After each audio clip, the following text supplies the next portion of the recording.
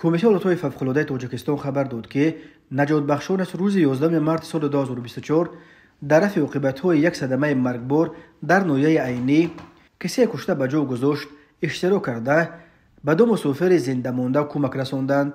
بنا به اطلاع نشر شده روز 11 مارس سال 2024 ساعت 11:15 به وقت محلی به قسم نوبتداری کمیته ولایت‌های فوق‌العاده خبر دادند که در کیلومتر 147 شورای دوشنبه خوجند چنوق در حدود نویه عینی ولایت سوخت صدمه رخ داده است.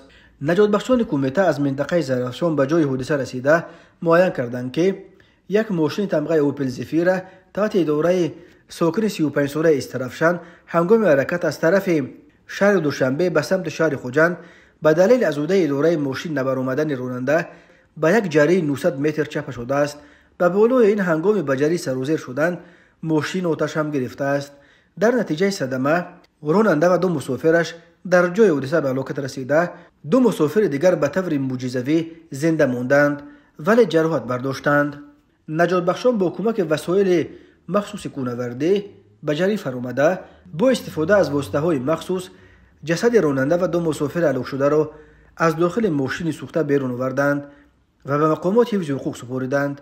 در پی این حادثه کمیته ولایت‌های فوق‌العاده بار دیگر به رانندگان خاطررسان کرده است که در راه‌ها از حد اکثر احتیاط کار گرفته تمام قاعده‌های حرکت در راه و همچنین سرعت را قطعاً رعایت کنند.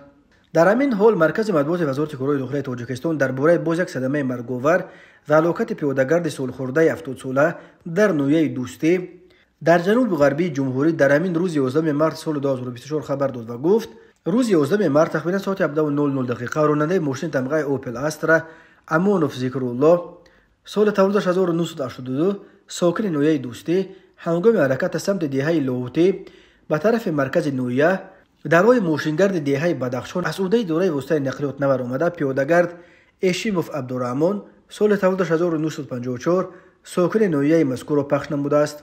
در نتیجه پیاده‌گرد اشیموف جراحت‌های گوناگون جسمانی برداشته در بیمارخانه به هلاکت رسیده است. راه‌های تاجیکستان از لحاظ صدمه‌های مرگ‌آور راه‌های پرخطر دانسته می‌شوند. سال 2023 در راه‌های جمهوری در 1111 صدمه 519 نفر به هلاکت رسیده، 1179 کسی دیگر مجروح شدند.